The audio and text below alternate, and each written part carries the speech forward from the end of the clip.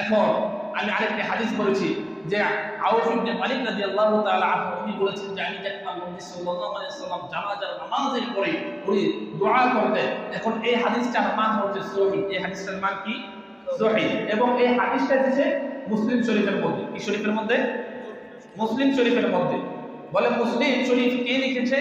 বলে কে লিখেছে? ওনার সম্পর্কে একটু সামথিং একটু আপনাদেরকে ধারণা দিই যে মুসলিম শরীফ কে লিখেছে? ইমাম মুসলিম।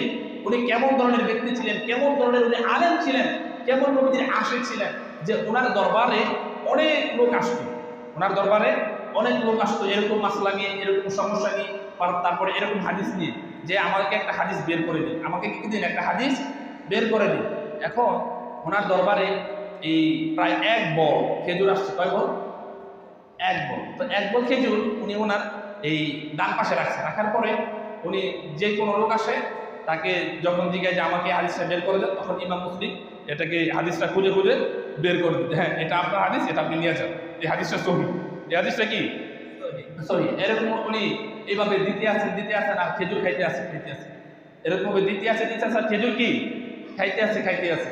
তো খাইতে এমন পর্যায়ে চলে গেল যে ওই অবস্থায় উনি আল্লাহ রাব্বুল আলামিন ওনাকে ডাক দিয়ে গেলেন। আল্লাহ রাব্বুল আলামিন ইমাম মুসলিমকে ওই অবস্থায় কি করলেন?